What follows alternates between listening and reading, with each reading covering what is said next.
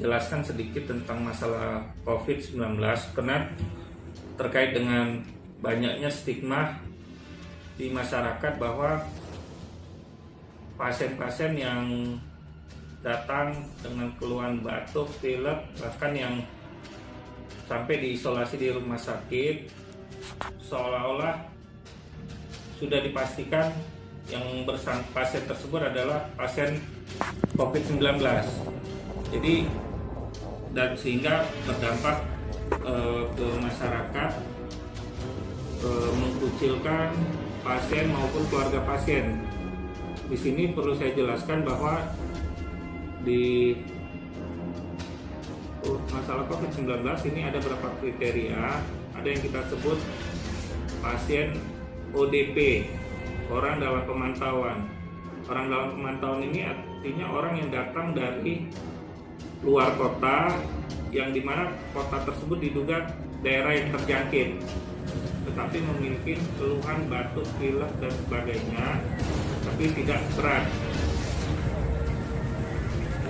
Ini orang-orang yang seperti ini belum tentu dianggap sebagai penyakit COVID-19 atau corona, karena belum tentu juga yang bersangkutan batuk, pileknya itu ataupun demamnya yang ditimbulkan disebabkan oleh corona, karena ada banyak jenis sakit batuk dan pilek ataupun demam yang disebabkan oleh kuman-kuman yang lain gitu, selain kuman corona. Dan ini pun biasanya gejala ringan, sehingga tata laksananya cukup kita berikan obat-obat batuk, obat demam, dan istirahat di rumah. Itu yang perlu kita catat. Dan ada satu kelompok yang kita sebut orang tanpa gejala atau yang kita kenal dengan OTG. OTG ini adalah orang yang tidak mempunyai gejala penyakit, tetapi diduga kuat dia ada kontak dengan orang yang positif. Jadi artinya orang tersebut tahu dan sadar dia kontak dengan penderita yang positif corona itu, tapi tanpa gejala.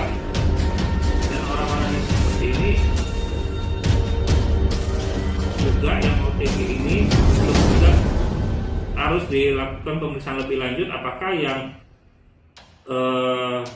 orang tersebut setelah kontak dengan penderita corona juga tertular oleh pasien yang positif corona. Karena tidak semua juga orang yang kontak erat juga dengan pasien corona juga pasti akan sakit corona, tergantung oleh daya tahan tubuhnya. Dan satu lagi yang sering yang menjadi stigma buruk adalah yang PDP, pasien dalam pemantauan. Ini adalah pasien demam, batuk, pilek, dan disertai sesak napas. Jadi pasien-pasien yang disertai sesak napas ini akan kita periksa, kita lihat ronsen dada. Biasanya kita lihat ronsen dada. Kalau di ronsen dada itu ada tanda-tanda infeksi di paru-parunya,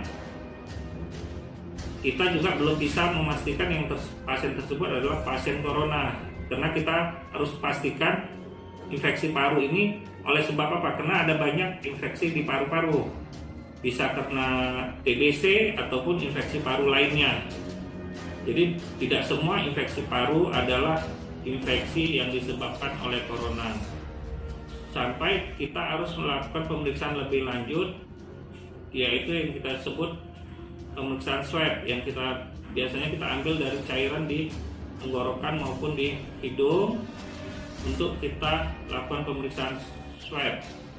Nah, dari pemeriksaan swab ini baru akan terbukti ada kuman atau virus coronanya tidak gitu. Kalau pasien itu ternyata hasil pemeriksaan swabnya negatif, artinya tidak ada virus corona di tubuh badan pasien, sehingga kita nyatakan pasien tersebut walaupun ada infeksi paru bukan disebabkan oleh corona, artinya disebabkan oleh penyakit.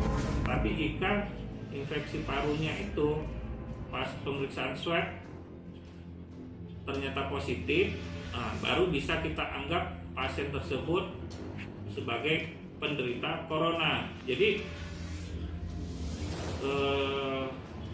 bagi saya dan buat masyarakat juga, jangan terlalu cepat membuat statement seolah-olah kalau pasien yang dirawat di rumah sakit kena batuk sesak napas langsung semua dicap sebagai penderita corona gitu.